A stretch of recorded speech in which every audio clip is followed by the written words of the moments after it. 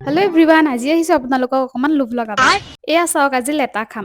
এই বস্তুটো দেখি কাৰণো লোভ নালাগিব ন? গতিকে মই এতিয়া লেটাখিনি কাটো, তাৰ পাছত ভাজো।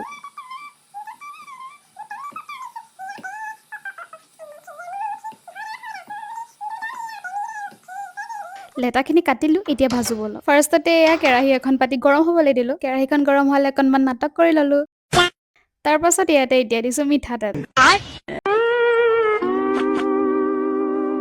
তেলখিনি গৰম হোৱাৰ পাছত মই ফাৰ্ষ্টতে অকণমান নিমখ দি চাওঁ। তেতিয়া মানে তেলটো চিটিকি নাহে নিচিনা মোৰ লাগে আৰু। বাকী কথাটো কিমান দূৰ সঁচা মই নাজানো। গৰম তেলখিনি এতিয়া লেটাখিনি দি অলপ টাইম ভাজি আছো। তাৰ পাছত ইয়াতে দিছো জোখমতে নিমখ আৰু হালধি। এতিয়া আকৌ এইখিনি ভালদৰে লৰাই ঢাকোন দি সিজিবলৈ দিম। ঢাকোন দিয়া কিন্তু মই ভিডিঅ' ক্লিপ লোৱা নহ'ল দেই। গেছটো একদম চিমত ৰাখিছো দেই, নহ'লে লেটাখিনি মানে কেৰাহীত লাগি যায়। তাৰ পাছত লেটাখিনি অলমষ্ট সিজি যোৱাৰ পাছত ইয়াতে আমি দিম পিঁয়াজ। পিঁয়াজখিনি যদি আগতেই দি দিয়া হয়, তেতিয়া পিঁয়াজখিনি দেৰি যায় আৰু খাবলৈ তিতা তিতা লাগে। সেইকাৰণে মই পিছতেই দিওঁ। পিঁয়াজখিনি দিয়াৰ 5 মিনিট মানৰ পাছত আমাৰ লেটা প্ৰায় ৰেডিয়ে হৈ গ'ল। তাৰপিছত মই ভিডিঅ' ক্লিপ লোৱা নহ'ল, মই একেবাৰে খোৱাটোকে লৈ দেখাইছো। খাবলৈতো এনেও ভাল আৰু লেটা, মইনো কি বেলেগকে কম। এইটো ভিডিঅ' ইমানেই। বাই।